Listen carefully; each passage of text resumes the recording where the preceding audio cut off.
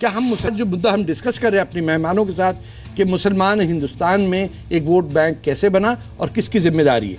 मौलाना साहब, यहाँ पे आपने लुबना की बात सुनी। डॉक्टर साहिबा ये कहती हैं कि किसी हद तक मस्जिद के अंदर जो खुतबा देने वाला है उसका कोई किरदार होना चाहिए कि वो सही राह बताए, किरदार बताए कि किस तरह एक अमल हो सियासत का। बाकी हमारे दोस्त ये कह रहे हैं कि सियासत और धर्म का और मस्जिद और सियासत का बिल्कुल ताल्लुक़ नहीं होना चाहिए। तो इसमें आप बताइए, क्योंकि आप यहाँ तो हमारी हर बात से एग्री कर रहे हैं, बड़ी इसमें अच्छी बात है, लेकिन ये आखिरी ओपिनियन आप बताइए कि इसमें अगर आपके हाथ में फैसला हो तो आप किस तरह तय करेंगे कि क्या मस्जिद की मिंबर से सियासत की बात होनी चाहिए या नहीं। अगर आपकी मस्जिद हो, आपका मोहल्ला हो, तो किस सूरत इन दोनों लोगों की रिकन्सिलिएशन कैसे हो। देखिए, अगर मेरी मस्जिद हो, मेरा जो है बात हो, तो मैं तो यही कहूँगा कि हम जो है अच्छी शख्सियत को चुने। बस वही तो हम कह रहे हैं। अच्छा, नहीं, इसका मतलब है कि आप कह रहे हैं कि मस्जिद में बोलना जा सकता है, बोला जा सकता है, क्योंकि अल्लाह के नबी जनाब सल्लल्लाहु अलैहि वसल्लम की मस्जिद नबवी से पूरे शहर का नज़म चलता था, ना कि जो है नमाजी होती थी, ना कि वहाँ से जो है कोई मिराज का फतवा दिया जाता था। मैं उस जमाने में है सर। नहीं तो हम तो मेरी एक बात सुनिए, लेना अल्लाह के नबी से है। देखिए ना, नबी सल्लल्लाहु अलैहि वसल्लम कुरान तो मौजूद है, मेरी एक बात कुरान तो मौजूद है। हमें तो हर चीज वहीं से लेनी है, ना कि हमने मस्जिद को जो है एक बात बताइए, मैं एक बात बताऊं सर, हमने मस्जिद को मेरी की जगह बता मौलाना साहब, मस्जिद जो है नहीं रह सकते आज। मौलाना साहब, आपने मदीना तो छोड़ के जो रसूलुल्लाह का शहर था उसको छोड़ के भाग के दमिश्क की ठंडी हवाओं में और बगदाद जाके बस गए। हालात, एक सेकंड, हालात थे, हालात क्या? एक सेकंड, ना हालात थे, नहीं सर, मेरी बात सुनिए, वो हालात थे। मुआविया, मेरी बात सुनिए, ना मेरा बात ये है कि ये सिर्फ वो हालात थे। नहीं, ये देखिए निकलना पड़ा, वो जो है मसलिहत थी। क्या मतलब है 1400 साल से एक खलीफा नहीं रहा हुआ थे। नहीं देखिए, बात वहाँ से निकलना जो है मसलिहत थी। मस्जिद से पूरे शहर का नज़म तो हिंदुस्तान ना के जो है नमाज का, ना के कुरान का। मौलाना साहब, आप ये कह रहे हैं कि हिंदुस्तान के जो कॉन्स्टिट्यूशन है वो मदीना के कॉम्पैक्ट की तरह होना चाहिए, आना चाहिए। हमारा तो जो है यानी हमारा जो हिंदुस्तान भी आपका है ना, आप चाहते हैं कि हिंदुस्तान में जो मदीना कॉम्पैक्ट जिसे कहते हैं, जो आम नॉन मुस्लिम को नहीं पता होगा, जो रसूलुल्लाह का मुआहिदा हुआ था मुख्तलिफ कबीलों से जिनमें यहूदी थे, नॉन मुस्लिम ये पेगन्स थे, उनके साथ एक कॉन्स्टिट्यूशन बना था। आप चाह रहे हैं कि हिंदुस्तान के अंदर वो निज़ाम होना चाहिए। अगर जो है पूरी दुनिया में वो निज़ाम आ जाए तो पूरी दुनिया का निज़ाम जो है तो गांधी ने साफ हो जाएगा। बताइए, पूरी दुनिया का निज़ाम जो है सही हो जाएगा। आज नबी भी होना चाहिए, फिर नहीं, नबी का दरवाजा तो बंद हो गया, होना चाहिए, नबी का दरवाजा तो बंद हो गया, होना चाहिए। लेकिन जो है जो बात आप जो वहाँ की हालात की बात कर अगर शरीयत से जो है हालात की बात कायम हो जाए, आज के हालात, वो बात जो है पूरी दुनिया में कायम हो जाए तो बिगाड़ खत्म हो जाएगा। आज हम एक कॉन्स्टिट्यूशन के तहत रह रहे हैं, हमारा कॉम्पैक्ट है इस कॉन्स्टिट्यूशन के साथ, हम सिटीजन होने की वजह से बराबर है, तो उस कॉन्स्टिट्यूशन के हिसाब से हमें चलना होगा ना। हमारे उस कॉन्स्टिट्यूशन को सबसे ज्यादा इंटरप्रेट करने वाला सुप्रीम कोर्ट है, वो ये कह रहा है कि रिलीजन का इससे कोई ताल्लुक नहीं होना चाहिए, रिलीजन को यूज नहीं किया है, हमें इसको मानना चाहिए कि नहीं मानना चाहिए। अभी आप कह रहे हैं ताल्लुक नहीं होना चाहिए और फिर आप कह रहे हैं कि मदीना का माहौल होना चाहिए। मदीना दोनों चीजें, हम नहीं रह सकते, बैटिंग भी कर रहे हैं, बॉलिंग भी कर रहे हैं आप। मैं इस बात का ये तो खैर बहस ऐसी है, रह रहे हैं हम, 21वीं सदी में रह रहे हैं हम, तो जो बात वही चलाएंगे, 7वीं सदी चलाएंगे, 7वीं सदी चलाएंगे। तो बात सारी एंड में वो आ गई। देखिए, मैं कहता हूँ, मौलाना साहब कह रहे थे जो इनका आइडियल सिस्टम है हिंदुस्तान की हुकूमत में जिसके बेसिस पे सियासत होनी चाहिए, वो है जो 7वीं सदी के अंदर रसूलुल्लाह हमारे नबी ने मदीना के अंदर बनाया था। हमने हिंदुस्तान के मौलानाओं और आलमी दीनों से ये पूछा कि क्या मुसलमान खुद इस बात के जिम्मेदार हैं कि वो वोट बैंक सियासत के शिकार हो चुके हैं। जितने भी मैं पर्टिकुलर कहूँगा कि पार्टीज़ जो हैं वो सिर्फ और सिर्फ अपना वोट बैंक बनाने के लिए मुसलमानों को या किसी और भी कम्युनिटी को यूज़ करती हैं, सिर्फ इसलिए कि वो वोट हासिल करके पावर में आ जाएं, और पावर में आने के बाद वो चुनाव में किए गए जितने भी वादे होते हैं, चाहे मुसलमानों के रिजर्वेशन के हों, चाहे मुसलमानों के अपलिफ्टमेंट्स की बात हो, चाहे मुसलमानों के तालीमी मैदान में काम की बात हो, उनको वो इग्नोर कर देती है या वो भूल जाती है। और जैसे ही चुनाव दोबारा आते हैं फिर मुसलमानों को, चूँकि मुसलमानों के अंदर तालीम का मेयार बिल्कुल नहीं है, इस वजह से मुसलमान जो है खुद मुझे लगता है कि अपने वोट बैंक बनने का जिम्मेदार है। बिरयानी बनाते हैं तो बिरयानी के अंदर मसाला और गरम मसाला और सब चीज़ डाली जाती है, तब बिरयानी टेस्टी और बेहतरीन बनती है।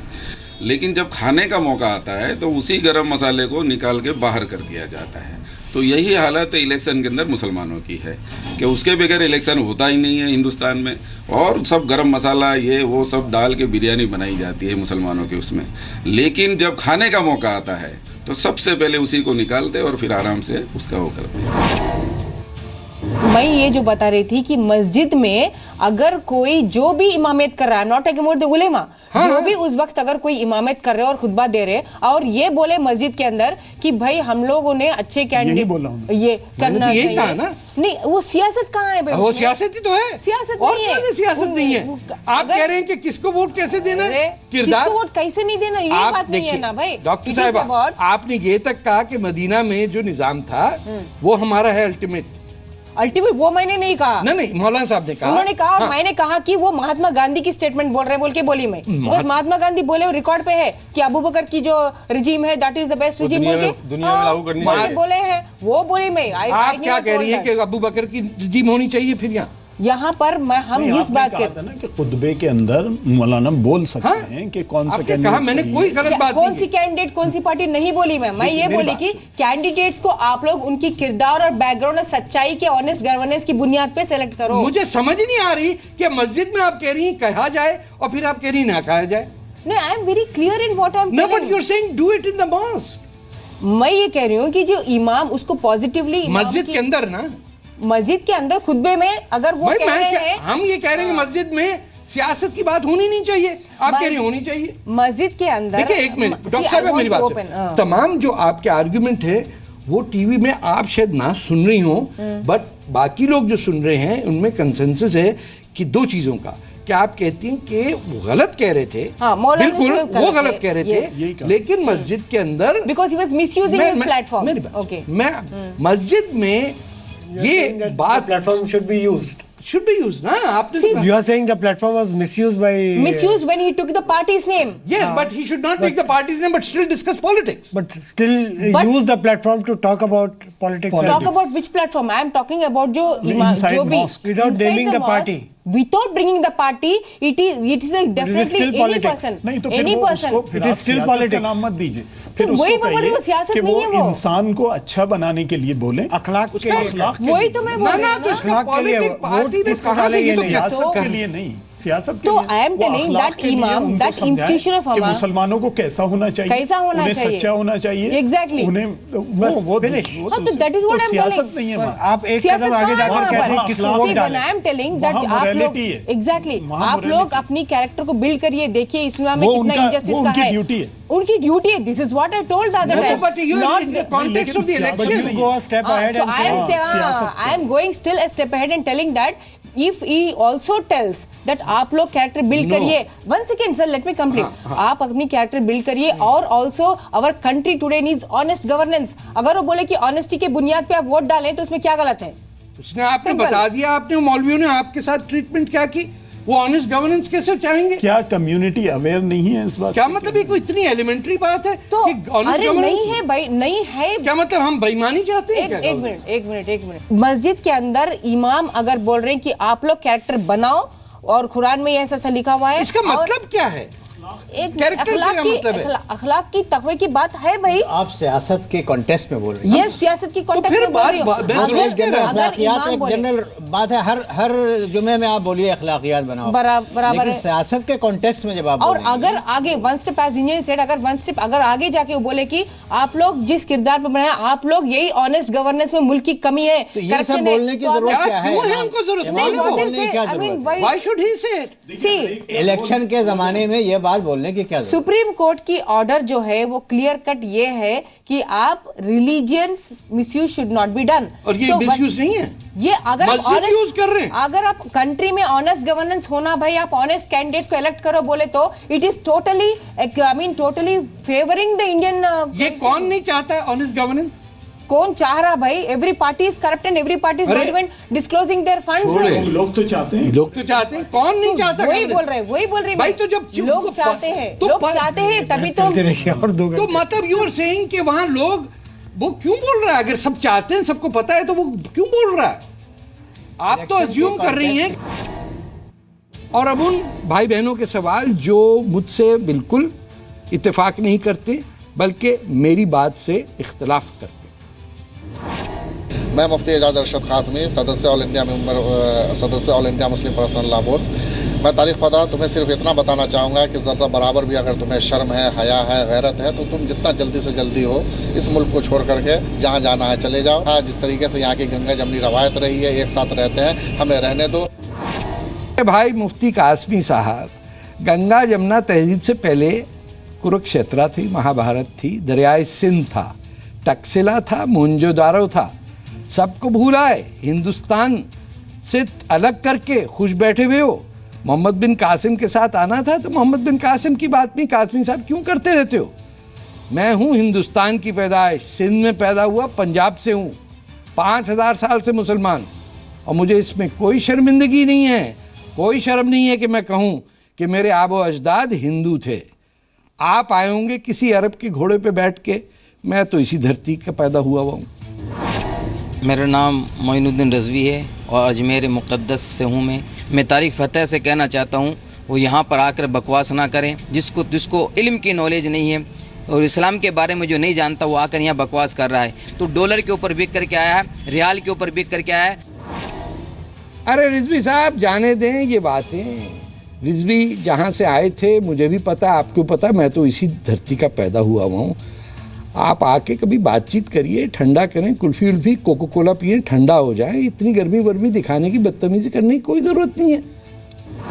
तारिक फ़तेह साहब, मैं मोहम्मद सलमान इलाहाबाद से, मैं एजुकेशन फील्ड से वाबस्ता हूँ। मैं आपसे ये जानना चाहता हूँ कि ISI आपको हिंदुस्तान को तोड़ने के लिए कितना पैसा दे रही है?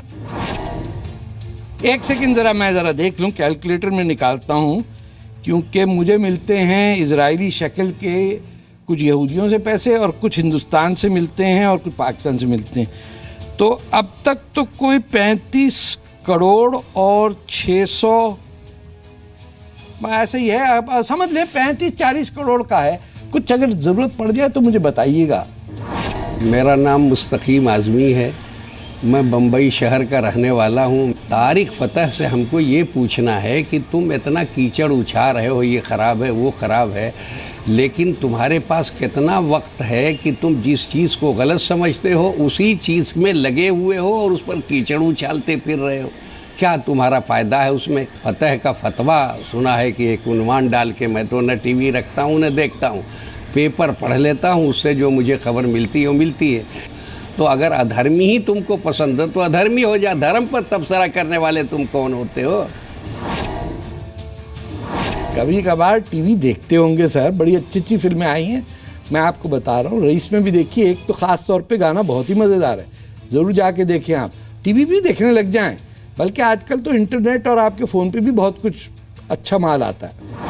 मैं Haji Mohammad Salis, general secretary all India Sunni Ulama council Kanpur, Tariq फ़तेह साहब से ये सवाल करना चाहता हूँ कि अगर वो 21वीं सदी में मुसलमानों की अपलिफ्टमेंट का कोई फार्मूला अपने पास रखते हैं तो वो मुसलमानों के अधिवेशन को क्यों नहीं बुलाते हैं जिसमें उलमा और दानिश्वर शामिल हों और उनके सामने अपनी बात को रखें, बजाय इसके कि चैनल पर आकर के शरीयत का मजाक बनवाएं। मैं ये चाहता हूँ कि फ़तेह अली साहब इस सिमत में कोई काम करें। अरे सलीस भाई, ये अभी चुनाव चल रहा है, इसके बाद देखिए हम तो पूरे फ़तेह के फतवे के ट्रक लेके पूरे हिंदुस्तान में घूमेंगे, लाउड स्पीकर लगा के, और आप जहाँ बुलाएंगे हम आएंगे।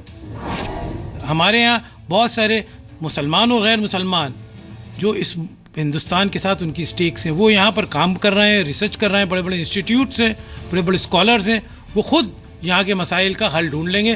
तो हम चाहते हैं कि आप अपने टॉपिक्स को लेके कनाडा में जाए, वहाँ पर आपके लोग इंतज़ार कर रहे हैं, और हो सकता है आजकल ट्रंप का ज़माना है तो वहाँ पर ज़्यादा आपको वहाँ पर ऑडियंस मिलेगी। अरे महाराज क्यों ऐसी बातें करते हो? लोग कहेंगे कि आपको ज्योग्राफी के अंदर फेल कर दिया था 5वीं जमात में। ट्रंप अमेरिका का सदर है, कनाडा का नहीं है। ज़रा कभी नक्शा देख लिया करें, वो किताब है, गोरों ने छापी, वो और बात है, लेकिन अमेरिका और कनाडा 2 अलग मुल्क होते हैं। तो नाज़रीन, जैसे आपने देखा कि यहाँ ये इत्तेफाक सब में था कि मुसलमानों को वोट बैंक का इस्तेमाल करना, चाहे वो सियासी जमातें करें या हमारे मुसलमान के कम्युनिटी लीडर करें, इससे सबको इत्तेफाक था कि ये नहीं होना चाहिए। 3 मेरे जो साथी, जो प्रोफेसर साहब हैं, सहाफ़ी हैं और इंजीनियर साहब हैं, उनका ये मुद्दा ओपिनियन थी कि बिल्कुल मस्जिद और सियासत का कोई ताल्लुक़ नहीं होना चाहिए, और मस्जिद से सियासत बिल्कुल नहीं होनी चाहिए, क्योंकि किसी ने उनको ये अथॉरिटी नहीं दी मौलानाओं को कि मुसलमानों को वो यूज़ करें। लेकिन एक जो अलग से ओपिनियन थी वो डॉक्टर लुबना की थी, जो हैदराबाद से हैं, जो सियासत में भी अमल में शामिल हैं। उन्होंने कहा कि इलेक्शन के ज़माने में ये होना चाहिए कि मौलाना जो हैं वो मुसलमानों से कहें कि अपना किरदार अच्छा करो और जिसका किरदार ठीक है उसे सपोर्ट करो। अब इससे माने ये निकल सकते हैं, ये इख्तलाफ हो सकता है कि क्या ये ज़रूरी है कि मस्जिदों के अंदर ये भी कहा जाए। लेकिन आज के पूरी बहस में जो एक चीज़ तय हुई वो ये, हम सब ये चाहते हैं कि मौलाना हमारे नाम से टेलीविज़न पे आके हमें वोट बैंक ना बनाए। अगले हफ्ते फिर किसी मौजू पे आपके साथ बात होगी। उस वक्त तक की इजाज़त दीजिए। खुदा हाफिज़, शब बखैर।